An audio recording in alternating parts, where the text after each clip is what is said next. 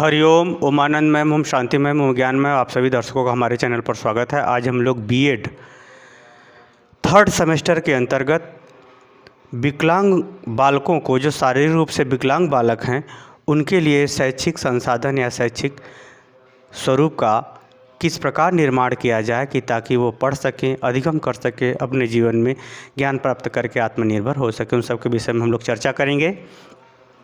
आपको मैं बता दूं कि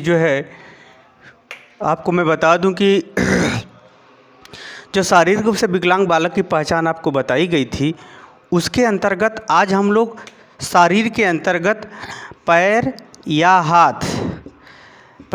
हाथ वाले बालकों की ही इस वीडियो के अंतर्गत चर्चा करेंगे।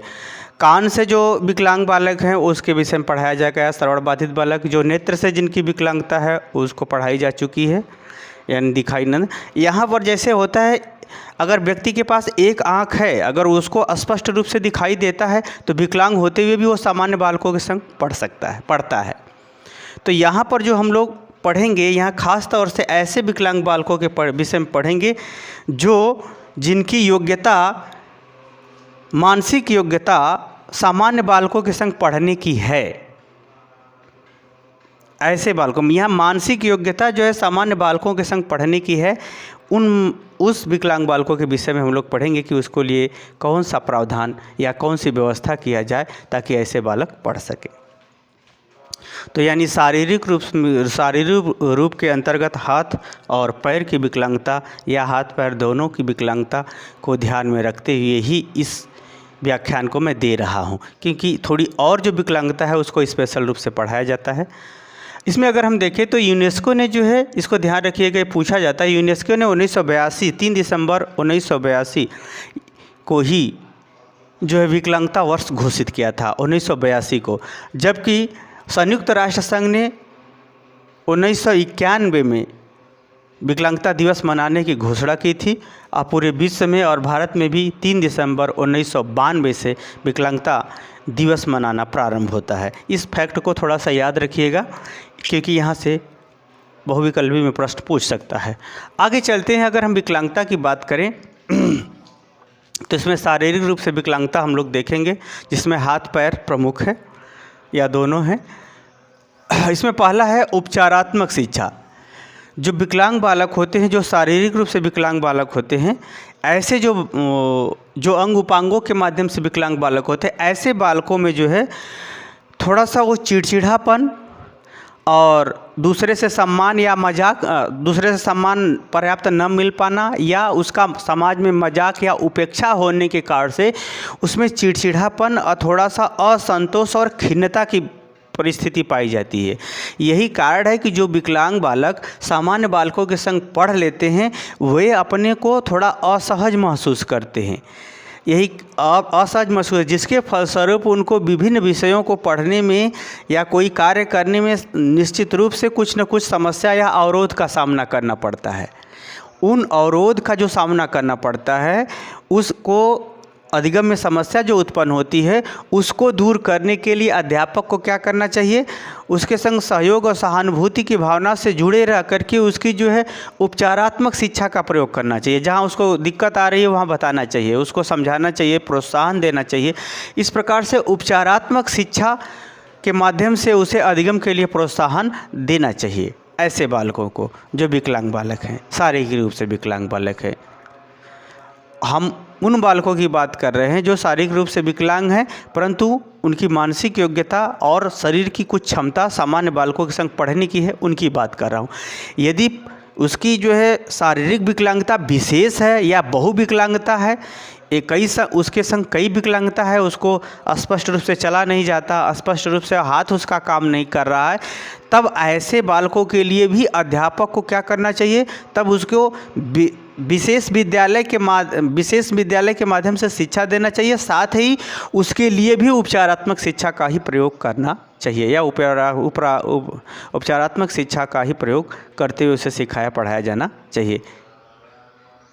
दूसरा, अगर हम देखें वातावरणीय विद्यालय का यहाँ तात्पर्य है कि जो विकलांग बालक हैं, ऐसे बालकों के लिए विद्यालय में या कक्ष में आने जाने की सहज व्यवस्था हो या आराम से वह चला जाए, इस प्रकार का निर्माण हो, या व्हील चेयर उसका आराम से लेके चला जाए, शौचालय हो, साथ में जो है उसको जो है अगर विशेष अधिक विकलांग बालक है तो उसके लिए आवासीय विद्यालय हो, और अगर विकलांग शरीर पैर से है तो हाथ से प्रशिक्षण संबंधी, कला संबंधी, कलात्मक गतिविधियों का प्रशिक्षण संबंधी विद्यालय में व्यवस्था हो। विद्यालय को लोग ऐसे बालकों से सहानुभूति रखें और नफ़रत ना करें। यानी कहने का मतलब वातावरणीय विद्यालय, जैसी उसकी विकलांगता हो वैसा उस विद्यालय की स्थिति में प्रावधान होना चाहिए, व्यवस्था होना चाहिए, उपयुक्त अध्यापक का उसमें नियुक्त होना चाहिए। साथ में इस प्रकार के बालकों के लिए विद्यालय भी परिस्थिति का इस प्रकार निर्माण करे कि वो अभी अधिगम करके या सीख करके, प्रशिक्षण लेकर के या अपने विषय का अध्ययन करते हुए आगे बढ़ते चले जाए, ऐसी व्यवस्था होनी चाहिए। अगला है विशेष अध्यापक। विशेष अध्यापक का यहाँ तात्पर्य मैंने बता ही दिया, वो विशेष प्रकार का प्रशिक्षण लिया हुआ होना चाहिए। विशेष प्रकार का प्रशिक्षण होगा तो बालक की विकलांगता की स्थिति के अनुसार वह अपने विभिन्न कला कौशल का प्रयोग करके वह उसको पढ़ा सकता है, उसे समझा सकता है, उसे प्रोत्साहित कर सकता है, उसके हीन भावना से उसे बचा सकता है। साथ ही ऐसे अध्यापक जो विशेष प्रकार के प्रशिक्षण होते हुए अभ्यस्त होने के कारण से उनको ग्लानि या नफ़रत ये नहीं होती, जिसके कारण से वह सहजता से ऐसे विद्यार्थियों को पढ़ाने में सफल होते हैं। इसलिए ऐसे विद्यालयों में विशेष अध्यापक होना चाहिए। अगला है विशेष एवं अतिरिक्त कक्षा।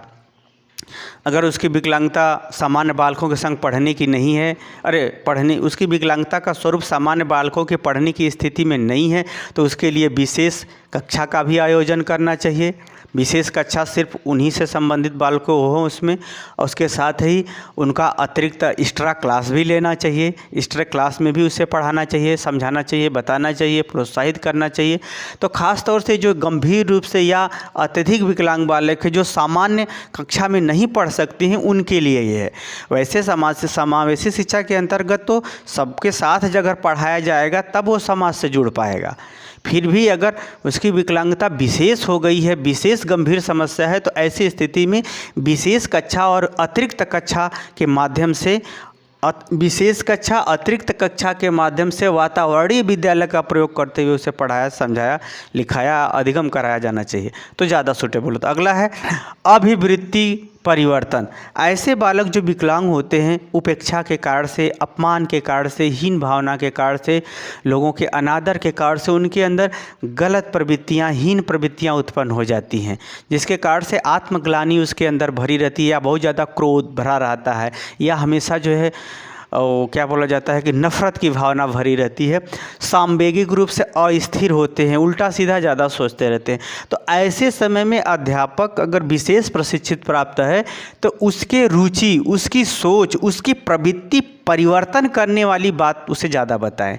जैसे अच्छे व्यक्ति का या खराब व्यक्ति द्वारा या विकलांग व्यक्तियों द्वारा किस प्रकार से संघर्ष करके सफलता तक प्राप्त किए, ऐसी कहानी, ऐसे सोच, ऐसे विचार, ऐसे ढंग से उसे प्रोत्साहित करे, ऐसे विषय का उसको अध्ययन कराए या ऐसे विषय का उसे प्रशिक्षण दे जिसके अंतर्गत वो जो मानसिक भ्रामक गलत प्रवृत्तियों में फंसा हुआ है, मानसिक रूप से भ्रामक रूप से गलत प्रवृत्तियों में फंसा हुआ है, उस प्रवृत्तियों से निकल करके अच्छे इमोशंस, अच्छी सोच, अच्छी प्रवृत्ति और अच्छे व्यवहार के प्रति वह समर्पित होते हुए अपनी योग्यता क्षमता के अनुसार विकास कर सके। यानी उसकी जो गलत प्रवृत्तियाँ हैं, गलत आदत हैं, गलत धारणा है, उसे बदलने का प्रयास किया जाना चाहिए, जो एक विशेष प्रकार से जो प्रशिक्षण प्राप्त अध्यापक है वही कर सकता है, उसी के द्वारा किया जाना चाहिए।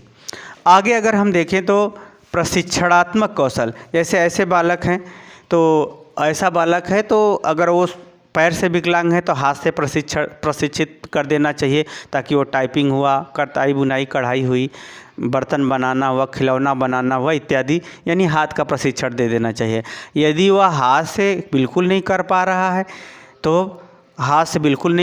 है तो उसको इस प्रकार से प्रशिक्षण दिया जाए या ऐसी प्रशिक्षण को बढ़ावा दिया जाए कि जो है वह पैर से या अन्य गतिविधियों के माध्यम से वह उस कार्य को कर सके जो उसको जीवन यापन करने के लिए संबंधित। तो आप पैर से क्या करना होगा, जैसे आप लोग देखे होंगे कभी चित्र में पैर से लिखते हुए देखे होंगे, आप लोग पैर से लिखते हुए देखे होंगे, या फिर ये कहें कि पैर से लिखते हुए या पैर से भी जो थोड़ा मोड़ा काम धाम है जितना हो सकता है उससे उसको प्रशिक्षित करना चाहिए या बताना चाहिए। ख़ास तौर से जब शारीरिक रूप से विकलांग बालक होते हैं उनको पैर के माध्यम से विशेष कौशलों में कुछ विशेष तो नहीं है, फिर भी जो है जो संभव हो सके जिसमें उसकी रुचि हो उस तरफ उसको जो है प्रशिक्षण देने का प्रयास करना चाहिए, जिसके माध्यम से वो कुछ कर सके। पैर के माध्यम से तो अभी तक तो हम भी यही देखे हैं कि लिखने पढ़ने वाले लोग पैर से ही लिखे पढ़े हैं। उसके बाद और भी कोई अगर पैर से रिलेटेड उसका जो है प्रशिक्षण हो तो उसे देना चाहिए। ख़ास तौर से ऐसे व्यक्तियों को जो पैर से शरीर से हाथ से विकलांग हैं तो पैर के माध्यम से या विभिन्न उपकरणों का प्रयोग करते हुए उसको जो है अभिव्यक्त कराने का या विभिन्न प्रकार के मशीनों का प्रयोग करते हुए उसे प्रशिक्षण करने का अभ्यास कराना चाहिए। जैसे अगर हम ये कहें कि अगर पैर से विकलांग बालक है, वो नहीं हाथ से विकलांग बालक है और पैर से तो जा सकता है, लेकिन उस परिस्थिति में जो है मशीनों का जो है उपयोग, जैसे कंप्यूटर चलाना या फिर ये कहें तो पैर की उंगलियों से वो कंप्यूटर को जो है इनपुट का प्रयोग करते हुए वो कुछ कर सकता है, सीख सकता है। उसी तरह से जो है अन्य भी कोई चीज़ हो जो उपकरण हो जिसके माध्यम से उसे जो है यहाँ वहाँ ले जाने में या कुछ क्रियाकलाप या व्यवहार कराने में सहयोग मिले तो उसका प्रयोग कर देना चाहिए, या विशेष अध्यापक इसको पढ़ा सकते हैं।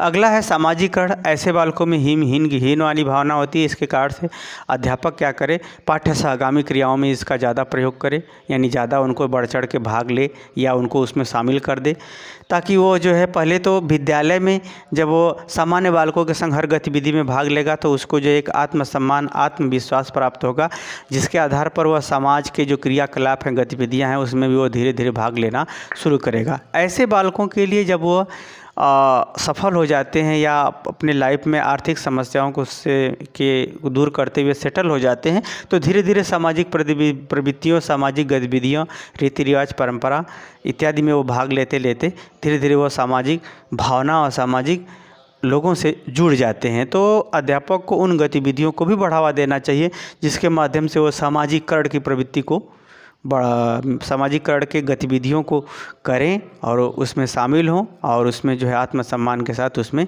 एक दूसरे का सहयोग और सहयोग करें। तो ऐसे प्रवृत्तियों का विकास करने से वह सामाजिकरण की भावना का भी उसके विकास हो जाता है, व्यवहार का भी विकास हो जाता है। इस प्रकार से विभिन्न प्रकार के संसाधनों का जो है प्रयोग करके या विभिन्न प्रकार के प्रशिक्षण के अंतर्गत या अधिगमकर्ता को प्रशिक्षित करते हुए विभिन्न संसाधनों के अंतर्गत उसको जो है आत्मनिर्भर बनाने का प्रयास किया जाता है या शिक्षा प्रदान करते हुए उसके व्यक्तित्व का विकास किया जाता है। मुझे उम्मीद है कि आप समझ गए होंगे कि शारीरिक रूप से जो विकलांग बालक होते हैं उनको किस प्रकार से जो है उनको शिक्षा के अंतर्गत अधिगम कराने पर बल दिया जाना चाहिए। मुझे उम्मीद है कि आप समझ गए होंगे। समझ गए हैं तो कमेंट बॉक्स में ज़रूर बताइए। साथ ही मेरे चैनल को लाइक शेयर सब्सक्राइब भी करें। हरिओम।